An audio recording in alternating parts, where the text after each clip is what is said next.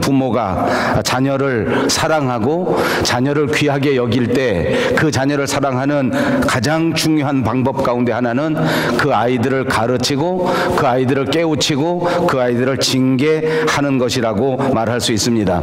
그러므로 예수를 믿는 우리 그리스도인에게도 누구나 하나님의 연단과 하나님의 훈련과 하나님의 징계하심이 있다는 사실을 믿어야 할 것입니다. 오늘 성경 본문에서는 우리에게 분명하게 말씀해 주시기를, 만약 그리스도인에게 하나님의 징계와 하나님의 훈련과 하나님의 연단이 없다면 그것은 사생자요, 그것은 참 아들이 아니다라고 분명하게 말씀해 주십니다. 우리가 그리스도인으로서 세상에 살아갈 때 우리가 많은 잘못을 저지르게 되고 실수를 하게 되고 또 본의 아니게 크게 잘못하게 되는데 하나님께서는 아무런 상관도 하지 아니하시고 아무런 징계도 하지 않으신다고 하면 그것은 우리가 하나님과 아무 상관이 없는 사람이 된다라는 의미라는 것입니다. 그래서 우리가 하나님의 진정한 자녀요, 하나님의 사랑을 받는 하나님의 아들이요 하나님의 딸이라고 하면 우리가 실수했을 때 또는 우리가 잘못했을 때 하나님께서는 우리를 결단코 못 본 척하지 아니하시고 우리를 징계하시고 우리를 깨우치시고 우리를 훈련시키신다는 것입니다. 그러나 여러분, 믿지 않는 사람은 어떤지 아십니까? 불신자가 세상에 살아가면서 실수하거나 잘못하는 일이 있다고 할지라도 하나님은 결코 그들에게 반응하지 아니하십니다. 그들이 잘못하는 것을 일일이 징계하거나 연단하거나 훈련하지 아니하시고 가만 놔두었다가 한꺼번에 그들의 모든 삶을 심판해 버리시고 마는 것입니다. 그러나 우리 믿는 사람이 하나님 앞에 잘못했다면 하나님은 잠깐 동안만 기다리셨다가 잠깐 동안만 참으셨다가 매를 들고 우리를 되게 다그치시는 분이시라 하는 사실을 말씀드리고 있는 것입니다. 그렇습니다. 우리가 잘못할 때마다, 우리가 실수할 때마다 하나님은 우리에게 찾아오셔서 우리를 괴롭게 하십니다. 우리를 힘들게 하십니다. 때로는 고난을 겪게 하시고 때로는 삶의 위기를 만날 수 있도록 만들어 주시는 것입니다.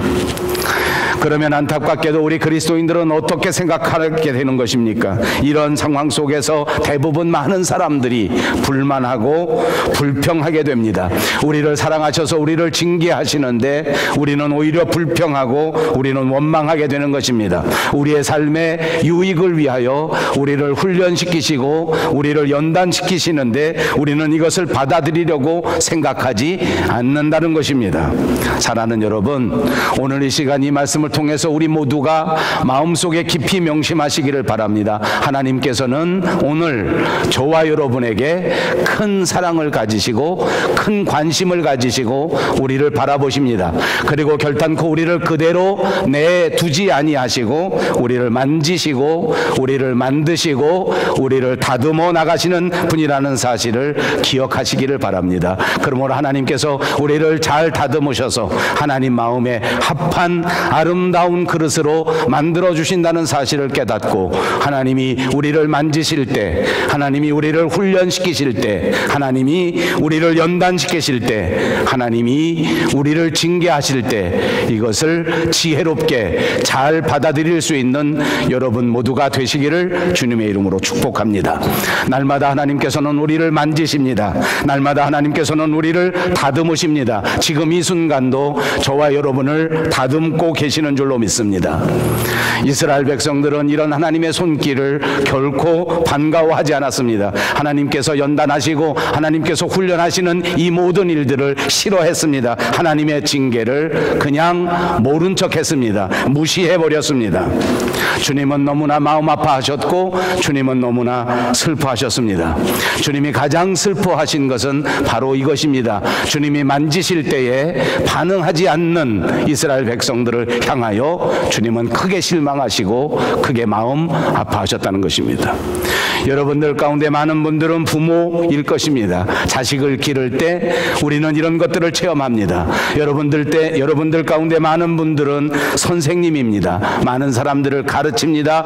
여러분들이 사람들을 가르칠 때 가장 마음 아픈 것은 이것입니다. 성의를 다하여 가르치고 어떻게 하든지 좋은 사람이 되도록, 어떻게 하든지 성숙한 사람이 되도록 그들을 다듬고자 하고자 하는데 그 대상이 되는 사람들은 그것을 받아들이지 않고 반응하지 않고 자기 잘못을 인정하지 않고 자기 태도를 바꾸려 하지 않기 때문에 그것은 정말 가슴 아픈 일입니다. 제가 목회하면서 보니까 우리 사람들의 결정적인 약점, 단점, 그리고 정말 우리의 슬픈 현실은 우리 모두가 바뀌지 않는다는 것입니다. 우리 모두가 자기는 잘못한 것이 없다고 생각하는 것입니다. 그래서 날마다 생활에서, 날마다 삶의 현장에서 내가 무엇을 잘못했는데, 내가 무엇을 도대체 잘못했길래 라고 반문하면서 살아갑니다. 얼마나 안타까운 일인지 모릅니다. 그런 말을 할 때마다 하나님께서 가슴 아파하시고, 그런 말을 할 때마다 하나님의 마음이 아프다는 사실을 기억하시기 바랍니다. 하나님은 우리의 마음이 바뀌어야 하기 때문에, 하나님은 우리의 삶의 모습이 바뀌어야 하기 때문에, 하나님께서는 여러분의 인생관이 완전히 달라져야 하기 때문에 여러분을 만지시고 여러분을 다듬으시는 것입니다. 그때마다 불평하지 마시고 원망하지 마시고 무시하지 마시기를 바랍니다. 그 말씀을 받아들여서 우리의 마음을 바꾸고 우리의 생각을 바꾸고 우리의 행동을 바꾸고 우리의 삶의 모든 목표를 예수 그리스도의 십자가로 다시 한번 고치고 다시 한번 새롭게 할 수 있는 우리들 모두가 되어야 될 줄로 믿습니다. 그렇습니다. 징계받지 않고 자라는 사람들은 하나도 없습니다. 성숙한 인간이 되기 위하여 부모의 연단을 받고 부모의 가르침을 받고 선생님의 연단을 받고 선생님의 가르침을 받습니다. 요즘은 꿈도 꿀 수 없는 이야기입니다. 그러나 제가 어렸을 적에는 학교에만 가면 매를 맞았습니다. 아침에 학교에 등교하면 선생님은 사람들을 때리기 위해서 회초리를 손에 들고 있습니다. 지각을 해도 손을 내놓으라고 그래서 때리고, 성적을 잘못해도 손을 내놓으라고 그래서 때리고, 등록금을 제때 내지 못해도 그 회초리를 가지고 때렸습니다. 요즘 사람들은 이런 말을 하면 그런 야만인이 어디 있겠느냐고 그렇게 반문하리라고 생각합니다. 저도 그렇게 생각합니다. 요즘에는 맞지 않는 말일 것입니다. 그러나 제가 자라날 때만 해도 그랬습니다. 제가 국민학교 다닐 때, 중학교 다닐 때, 고등학교 다닐 때 그렇게 많이 맞았습니다. 수없이 머리를 얻어맞고 손바닥을 얻어맞고 그렇게 자랐습니다. 공부 조금 못하고 시험 조금 못 보면 여지없이 담임 선생님이 와서 때립니다. 그 때리는 것이 무서워서, 그 맞는 것이 싫어서 한 번 더 공부하게 되고 한 번 더 새롭게 생각하게 되고, 그래서 그만큼 더 성장하지 않았나 그런 생각을 해봅니다. 저는 요즘 가끔 그런 생각을 합니다. 제가 중학교 처음 들어갔을 때 저를 가르쳐 주신 영어 선생님이 계시는데 그분 이름은 지금도 잊어버리지 않습니다. 얼마나 잘 가르쳐 주셨는지, 그분이 잘 가르쳐 주셔서 그동안에 그래도 좀 공부할 수 있었지 않은가 하는 생각을 늘 합니다. 만약 그분이 조금 더 많이 때렸더라면, 만약 그분이 조금 더 심하게 우리를 다그쳤다면, 그러면 저는 오늘 밴쿠버에 이민 와서 살아가는 삶이 훨씬 더 풍요로웠겠다 그런 생각을 해봅니다. 여러분도 그러지 않으십니까? 만약 여러분을 가르치는 선생님이, 특별히 영어 선생님이 매일같이 여러분을 때리고 꼬집고 괴롭히고 그렇게 했었다면 지금보다 낫지 않았겠느냐 그 말입니다. 여러분, 징계를 경험하지 않고 사는 사람은 없습니다. 연단과 훈련을 받지 않고 사는 사람도 한 사람도 없습니다. 훌륭한 징계를 받고 훌륭한 연단을 받고 훌륭한 훈련을 받는 그리스도인이야말로 성숙한 그리스도인이 된다고 하는 사실을 기억하시고, 주님이 훈련하실 때, 주님이 연단하실 때, 주님의 징계가 임하실 때 짜증내지 마시고 회피하지 마시고 도망가려고 하지 마시고 오히려 축복의 기회로 삼고 유익의 기회로 삼고 사랑의 큰 기회로 삼으실 수 있는 여러분들이 되시기 바랍니다. 그렇게 훈련을 소화하고 그렇게 연단을 소화하고 그렇게 이 징계를 소화하게 된다면 여러분은 한층 더 성숙한 그리스도인이 될 줄로 믿습니다. 본문 4절과 6절로 돌아갑니다. 너희가 죄와 싸우되 아직 피 흘리기까지는 대항하지 아니하고 또 아들들에게 권하는 것 같이 너희에게 권면하신 말씀도 잊었도다. 일러스되 내 아들아, 주의 징계하심을 경히 여기지 말며 그에게 꾸지람을 받을 때 낙심하지 말라. 주께서 그 사랑하시는 자를 징계하시고 그가 받아들이시는 아들마다 채찍질 하심이라. 이렇게 말씀하셨습니다. 피 흘리기까지 라고 말합니다. 이 말은 무슨 말입니까? 죽기까지란 말입니다. 죄와 싸울 때 피 흘리기까지 싸우는 것이 아니다. 우리가 훈련 받을 때 아직 피 흘리기까지 받은 것이 아니다. 이 말은 우리의 훈련이, 우리의 연단이, 우리의 징계가 피 흘리기까지 수준에 도달할 것이라는 것을 가르쳐 주는 겁니다. 피 흘리기까지가 무엇입니까? 죽기까지란 말입니다. 여러분, 우리가 신앙생활하는 것은 재미삼아서 하는 것이 아닙니다. 우리가 믿음 생활하는 것은 TV에서 등장하는 아주 인기 있는 게임놀이 하는 것이 아니란 말입니다. 우리가 신앙생활하는 것은 죽기까지, 피 흘리기까지 우리의 목숨을 걸고 죽느냐 사느냐 하는 것이 걸려있는 싸움이라는 사실입니다. 여러분, 죄에 대하여 싸울 때에 목숨 걸고 싸울 수 있는 여러분이 되시기를 바랍니다. 이 싸움에서 지면 죽는다는 것입니다. 이 싸움에서 지면 피 흘리게 된다는 것입니다. 이 싸움에서 반드시 결심을 새롭게 하셔서 끝까지 온 마음을 다하여, 온 생명을 다하여 이 신앙의 싸움에서 승리하는 여러분 모두가 되시기를 주님의 이름으로 축복합니다. 5절 말씀에는 일러스되 이렇게 말합니다. 이 말은 성경에서 이미 말씀하신 내용이라는 것을 가르쳐줍니다. 구약성경 잠언서에도, 구약성경 욥기서에도 이 말씀이 있기 때문에 이렇게 인용한 것입니다. 그 말씀 모두가 하나님의 징계의 채찍질이 온다고 할지라도 그것을 달게 받으라는 것을 말하는 것입니다. 여러분, 징계라는 것은 무슨 말입니까? 징계라는 우리말 단어를 생각할 때마다 머리에 떠오르는 것은 징벌이라는 말입니다. 벌을 준다는 것입니다. 무시무시한 것 아닙니까? 그렇습니다. 징계라는 말의 첫 번째 뜻은 뭐니 해도 벌을 주는 것입니다.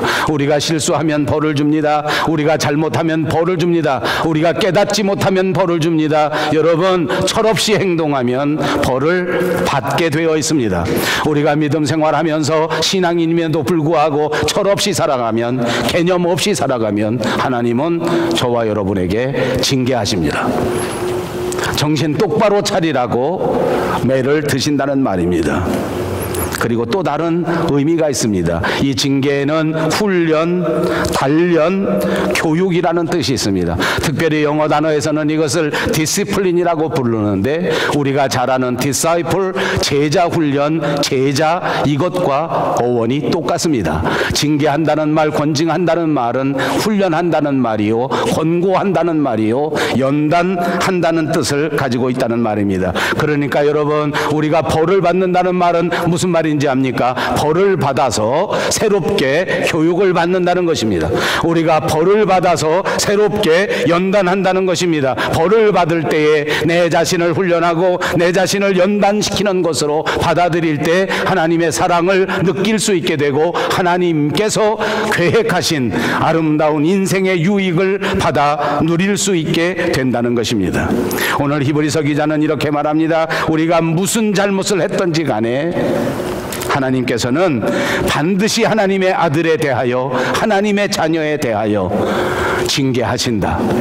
이 말도 두 가지로 해석합니다. 우리가 세상에 살아갈 때 어떤 일을 하든지 간에, 잘했던 잘못했던지 간에 하나님은 우리를 자녀로 여기신다. 아멘. 여러분의 삶이 어떠하든지 간에 하나님은 여러분을 하나님의 아들로, 하나님의 자녀로 여기신다는 것입니다. 이 사실을 믿습니까? 우리 입으로 한번 해보십시다. 나는 하나님의 아들이다. 나는 하나님의 딸이다. 아멘. 어떤 상황에서도, 어떤 형편에서도, 어떤 환경에서도 여러분은 하나님의 아들이요, 하나님의 딸입니다. 하나님이 그렇게 생각하고 계시고 여러분도 그렇게 생각하고 살아야 합니다. 오늘 히브리서 기자는 말할 때 여러분이 하나님의 아들이라면, 여러분이 하나님의 딸이라면 반드시 잘못했을 때에 하나님 앞에 연단을 받는 것이다. 하나님의 아들은 반드시 하나님께서 징계한다. 그럴 때 받아들이고 유익을 취하고 그럴 때 이 모든 연단을 하나님이 주시는 것으로 믿고 참으라라고 가르쳐주는 것입니다. 여러분, 우리 그리스도인들이 이 땅에 살아가면서 믿음을 지키면서 살아간다고 하면 그것은 결코 쉬운 일이 아닙니다. 우리가 이 세상에 살아갈 때 그리스도인답게 산다고 하는 것은 결코 저절로 되는 일이 아닙니다. 그러므로 그리스도인으로 살아가는 자녀들을 하나님은 반드시 훈련시키시고 연단시키시고 징계할 수밖에 없는 것입니다. 본문 8절을 보십시오. 징계는 다 받는 것이거늘 너에게 없다면 사생자요 친아들이 아니라.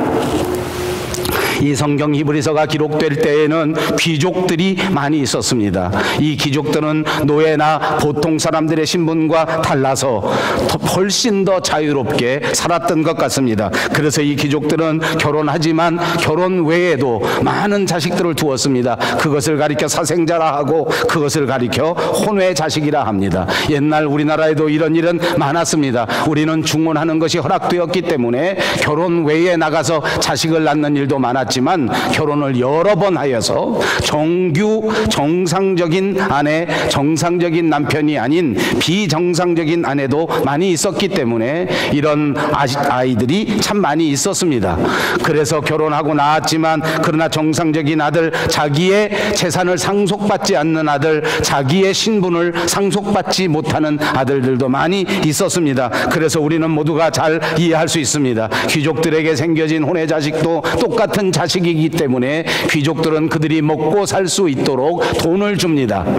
비록 사생자지만 비록 정상적인 혼인에서 낳은 자식이 아니지만 그래도 돈을 주어 그들에게 밥을 먹고 살아갈 수 있도록 가르쳐 주기는 한다는 말입니다. 그럼에도 불구하고 사생자들을 교육시키는 일은 없습니다. 사생자들을 가르치지는 않습니다. 교육에는 전혀 무관심합니다. 제 마음대로 살아갈 수 있도록 놔둡니다. 잘못해도 그냥 둡니다. 무슨 실수를 해도 그만둡니다. 범죄해도 그냥 놔둡니다. 밥이나 먹이고 잠이나 잘 수 있도록 도와주면 자기 할 일을 다 했다고 생각합니다. 그러나 여러분, 자기 신분을 이어받고 자기 재산을 이어받을 상속자 친자식들 참 아들에게는 어떻게 합니까? 잘못할 때 부모는 절대로 그냥 두지 않습니다. 저는 요즘 우리 대한민국뿐만 아니라 이 시대를 살아가는 모든 부모들이 조금은 각성해야 된다고 생각합니다. 요즘은 우리가 크게 잘못 생각합니다. 그저 자식들을 그냥 놔두는 것이 잘 기르는 것이라고 생각하는 사람들이 많습니다.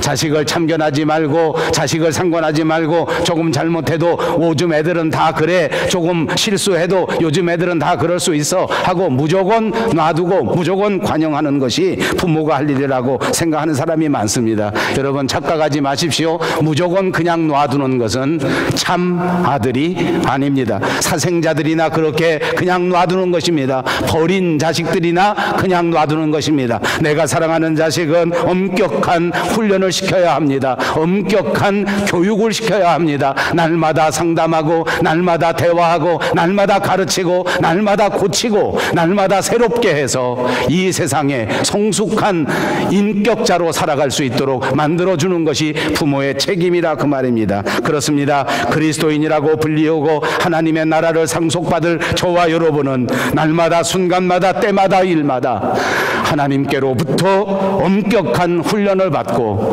엄격한 연단을 받아야 한다는 것을 믿으시기 바랍니다. 그러므로 하나님과 상관없는 사람은 세상에 조금 방탕하게 살아도, 세상에 조금 죄와 연합하면서 살아도 아무 연단이 없습니다. 아무 훈련이 없습니다. 내가 예수를 잘 믿으면 믿을수록, 내가 정말 하나님 앞에 충성하려고 마음 먹으면 마음 먹을수록 하나님께서는 여러분에게 다가오셔서 더 엄격한 신앙생활을 요구하시고 더 엄격한 헌신을 요구하시고 더 수준 높은 충성을 요구하시는 것입니다. 그렇지 않습니까? 저도 제 자식들에게는 다른 사람에게보다 훨씬 더 엄격한 그리고 성숙한 기준을 요구합니다. 제 자식이라면 최소한 이런 실수는 하지 않았으면 좋겠다. 네가 내 자식이라면 최소한 이런 마음을 가지고 살았으면 좋겠다. 늘 생각합니다. 저는 지키지 못할지라도 제 자식만큼은 그렇게 성숙한 그리스도인으로 살아가기를 바라는 것 아닙니까? 우리 하나님께서도 날마다 저와 여러분에게 그렇게 기대하신단 말입니다. 본문 9절을 보십시오. 또 우리 육신의 아버지가 우리를 징계해도 공경하였거든 하물며 모든 영의 아버지께 더욱 복종하면서 살려 하지 않겠느냐. 우리가 부모에게 매를 맞고 우리가 부모에게 연단을 받고 우리가 부모에게 징계를 받는다고 할지라도 그래도 우리 부모를 존경하고 우리 부모를 사랑하거든 우리 영의 아버지께서 우리의 유익을 위하여 우리를 징계한다고 해서 그분을 원망해서 되겠느냐. 그럴수록에 그분을 더 크게 사랑해야 된다. 10절에 그 이유를 설명합니다. 우리의 육신의 부모들은 잠시 자기의 뜻대로 우리를 징계하였거니와 오직 하나님은 우리의 유익을 위하여 그의 거룩하심에 참여하게 하시느니라. 하나님께서는 우리를 결코 그냥 아무렇게나 놔두지 않으십니다. 명심하십시오. 하나님은 저와 여러분을 절대 그대로 놔두시지 않습니다. 부모가 자식을 최고로 기르고 싶어 하는 것처럼 부모가 자식을 최고가 되게 하기 위하여 온갖 노력과 희생을 기울이듯이 하나님은 우리가 이 세상의 최고의 그리스도인이 되게 하기 위하여 온갖 희생을 우리에게 주셨고 온갖 노력을 기울이셔서 우리로 하여금 완전한 그리스도인, 성숙한 그리스도인, 하나님의 거룩하심에 넉넉히 참여할 수 있는 거룩한 사람으로 만들어 나가시기 위해서 훈련하고 연단하고 징계한다고 하는 사실입니다. 그렇습니다. 우리는 결코 사생아가 아닙니다. 우리는 하나님의 친아들이기 때문에 그렇습니다. 우리는 결코 사생아가 아닙니다. 하나님의 친딸이기 때문에 그렇습니다. 여러분, 우리가 그토록 싫다고 하고 우리가 그처럼 피하려고 하는 징계, 연단, 훈련 이런 걸 왜 하나님께서는 우리에게 이렇게 주려고 하시나? 제가 목회해 보니까 제가 캐나다 밴쿠버에 와서 체험한 것 중에 하나입니다. 전에 우리 교회 한번 오셨다 가신 분인데 어느 한 사람 이야기를 하는 것이 아주 조심스럽습니다만 여러분이 누구신지 모를 거니까 제가 한번 이야기해 보겠습니다. 제가 목사가 돼서 목회를 하다 보니까 교인들의 요구가 여러 가지가 있습니다. 근데 어느 분이 제게 늘 요즘도 우리 교회에서 목사님 우리 교회에서는 성경 공부 언제 합니까? 목사님 우리 성경 공부 언제 합니까? 조금 더 많이 배우고 성경에 좀 깊이 들어가고 싶어서 그러니 목사님 성경 공부할 수 있는 기회 있으면 빨리 열어주십시오. 이런 분들이 많습니다. 얼마나 감사한지 모릅니다. 저희가 이민교회고 교회당을 사용하는 장소가 조금 이렇게 여의치 못하기 때문에 마음 놓고 이런 분들의 그 필요를 채워주지 못하는 걸 늘 미안하게 생각합니다. 그런데 전에 한 번은 어느 분이 우리 교회에 등록하셔서 오셨는데 개인적으로 사적으로 제가 볼 때는 아주 훌륭한 분이시고 아주 여러 가지 장점이 많으신 분인데 그분이 제게 부탁을 합니다. 목사님 제가 이 교회 등록해서 다닐 것인데 앞으로 제발 저보고 성경 공부하자는 말씀은 하지 말아 주십시오. 왜 그러냐 그랬더니 교회 다니면서 보니까 옛날에 자기가 학창 시절을 더듬어 보면 분명히 자기가 목사님보다 공부 잘했을 것 같은데 목사님이 설교하는 걸 보니까 옛날에 분명히 공부 형편없이 못했을 것 같은데 꼭 왜 자기만 보면 성경 공부하자 그러냐. 내가 공부 훨씬 더 잘했다. 그러니까 제발 내가 이 교회 다닐 때 성경 공부하자는 말은 절대 하지 말아달라. 이거 싫어합니다. 공부하는 거 싫어합니다. 훈련받는 거 싫어합니다. 징계받는 거 싫어합니다. 좋아할 사람은 한 사람도 없을 겁니다. 근데 왜 하나님께서 이렇게 우리에게 이런 모든 징계와 연단과 훈련을 주시려고 하는 것입니까? 오늘 본문 11절에 이렇게 징계를 받고 이렇게 연단을 받았을 때 우리가 받는 유익이 어떤 것인가 하는 것을 말씀해 줍니다. 다시 보십시오. 무릇 징계가 당시에는 즐거워 보이지 않고 슬퍼 슬퍼 보이나 후에 그로 말미암아 연단받은 자들은 의와 평강의 열매를 맺느니라. 아멘. 무슨 열매를 맺는다고요? 무슨 열매요? 열매가 몇 가지입니까? 두 가지죠. 한 가지는 뭐요? 의. 또 한 가지는 평강. 그렇습니다. 의와 평강. 아마 제가 생각할 때에는 이 의의 열매, 평강의 열매는 성경이 우리에게 주는 모든 아름다운 열매 중에도 손꼽히는 열매가 아닌가 싶습니다. 예수님이 이 땅에 오셔서 우리에게 주시고자 하는 가장 아름다운 가치 가운데 두 가지를 꼽으라면 그것이 의요, 그것이 평강입니다. 여러분, 의가 무엇인지 압니까? 하나님과의 바른 관계를 말하는 것입니다. 정의가 무엇입니까? 성경이 말하는 정의는 하나님과 바른 관계를 맺는 것입니다. 하나님이 아버지가 되시고 내가 아들이 된다면 그것이 의를 말하는 것입니다. 예수님이 우리의 구주가 되시고 우리가 그의 어린 양이 된다면 그것이 의가 되는 것입니다. 내 삶의 기초가 예수님이 되신다면 그것이 의로운 사람이란 말입니다. 하나님의 뜻을 따라 하나님의 명령을 따라 하나님의 마음을 품고 이 세상을 살아간다면 그것이 의로운 사람입니다. 예수님께서는 이 세상의 모든 택한 사람들이 의로운 사람이 되기를 원하십니다. 여러분에게 의로운 사람이 되게 하기 위하여 하나님은 연단하시고 하나님은 훈련하시고 하나님은 징계하신다는 말입니다. 사랑하는 여러분, 의로운 사람이 되시기를 주님의 이름으로 축복합니다. 마음속 깊이 생각하십시오. 나는 과연 의로운 사람인가? 나는 과연 하나님과 바른 관계를 맺고 있는가? 확대해 봅니다. 나는 과연 내 부모, 내 자식들과 바른 관계를 맺고 있는가? 나는 내 아내, 내 남편과 바른 관계를 맺고 있는가? 나는 내 교인들과 바른 관계를 맺고 있는가? 바른 관계를 맺고 있으면 여러분은 의인입니다. 바른 관계를 맺지 못했으면 의롭지 못한 것입니다. 의롭게 되게 하기 위하여 하나님은 징계합니다. 여러분, 의로운 사람이 되고 싶으십니까? 징계라도 달게 받으시고 연단도 달게 받으시고 반드시 의로운 사람이 되시기를 주님의 이름으로 축복합니다. 우리의 살아가는 삶의 가장 무서운 적은 무엇입니까? 죄가 뺏어간 평강입니다.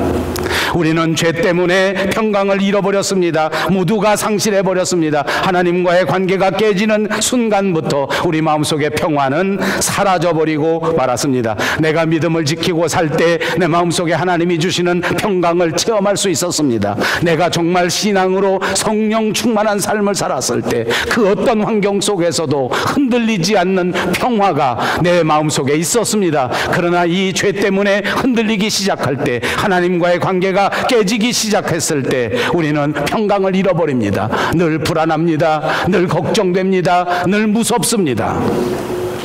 제가 가끔 우스갯소리로 이야기합니다. 저희 집에 파리가 들어옵니다. 저희 집에서 기르는 강아지는 파리를 보면 얼마나 무서워하는지 모릅니다. 납작 엎드려서 파리가 얼마나 무서운지. 여러분, 우습죠? 제 아내는 벌레를 무서워합니다. 내가 볼 때는 제 아내가 훨씬 더 무섭습니다. 벌레만 지나가면 깜짝 놀라 무서워요. 죄가 없으면 무섭지가 않습니다. 여러분, 이거 믿습니까? 이 말씀 왜 이렇게 드리는지 아세요? 저는 제 인생에서 가장 큰 고민 가운데 하나가 두려움입니다. 이게 두려운지 모르겠어요. 앞날이 두렵고 미래가 두렵고 노후가 두렵습니다. 은퇴하게 되면 어떻게 살까? 교회가 연금도 안 줄 텐데. 믿음이 없으면 두렵더라고요. 평강을 잃어버리게 되더라고요. 하나님이 우리를 연단하고 훈련하고 징계하는 건 왜 그런지 아십니까? 우리 마음속에 잃어버린 평강을 다시 주시려고 하는 겁니다. 여러분, 이 평화를 얻고 싶지 않으십니까? 여러분, 주님이 주시는 이 평화를 누리고 싶지 않으십니까?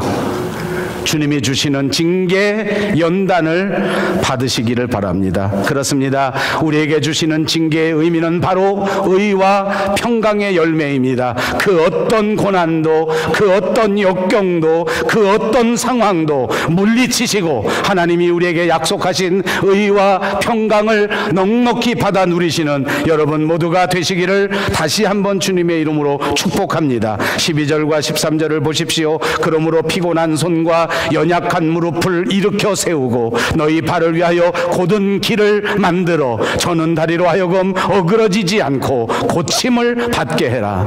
피곤한 손도 연약한 무릎도 완전히 지쳐서 낙심해버린 상황이지만 그러나 그렇다고 해서 결코 주저앉아 버리지 말고 이 상태를 떨쳐버리고 일어나라는 말씀입니다. 그렇습니다. 여러분들이 맞닥뜨린 상황은 결코 쉽지 않습니다. 여러분들이 겪고 있는 아픔은 결코 가벼운 것이 아닐 것입니다. 여러분이 맞닥뜨린 이 모든 삶의 고난과 이 삶의 역경은 손과 발에 힘이 다 빠지고 주저앉아서 일어날 수조차 없는 이런 어려움이라고 분명히 생각합니다. 이해합니다. 그럼에도 불구하고 오늘 히브리서 기자는 우리에게 말씀합니다. 이런 상황 속에서도 결코 주저앉지 말고 무너지지 말고 그리고 일어나라.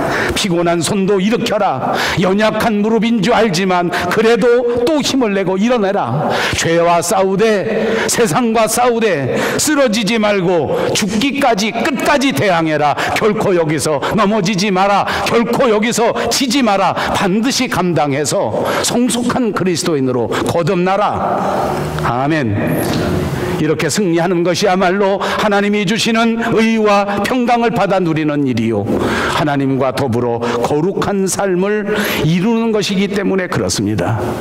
히브리서는 우리에게 말합니다. 이 모든 신앙의 싸움을 위해서 구름같이 둘러싼 허다한 증인들이 우리를 응원합니다. 우리에게 무거운 것과 얽매이기 쉬운 죄를 벗어버리고 포기하지 말고 인내하면서 표대가 되신 예수 그리스도를 바라보고 젖먹던 힘까지 다해서 다시 일어나라는 것입니다. 피곤하지만 다시 일어나라는 것입니다. 힘들지만 다시 일어나라는 것입니다. 도저히 이해할 수 없지만 한 번 더 주님을 의지하고 다시 해보라는 것입니다. 눈을 드십시오. 하나님 보좌 우편에 앉아 계신 예수 그리스도를 바라보십시오. 그분이 피곤한 여러분의 무릎을 다시 일으켜 세울 수 있는 새 힘을 주실 것입니다. 왜냐하면 그분도 십자가 위에서 이 엄청난 고난, 이 엄청난 연단, 이 무시무시한 징계를 겪고 이겨내셨기 때문입니다. 그 십자가의 부끄러움을 견뎌내셨고 그 십자가의 아픔을 겪어내셨습니다. 배신도, 조롱도, 거짓 증언도, 음모도, 부당한 정죄도, 부끄러운 폭행마저도 다 견디시고 다 참으셨습니다. 오직 우리를 구원하시겠다고 하는 하나님의 사명을 이루시겠다고 하는 그 일념만 가지고 이 모든 것을 견뎠단 말입니다. 여러분들도 하나님 보좌 우편에 앉아 계시는 예수 그리스도를 바라보시고 우리의 믿음의 주요, 우리를 온전케 하시는 그분을 생각하면서 이 피곤함을 극복하시고 이 낙담도 던져버리시고 이 실망도 극복하시고 일어서시기를 바랍니다. 예수 그리스도를 바라보면서 믿음대로 살려고 하면 반드시 예수님께서 이 모든 상황을 이겨낼 수 있는 힘도 공급해 주실 줄로 믿습니다. 이 사실을 믿으십시오. 믿으셔서 힘을 얻으시고 반드시 승리하는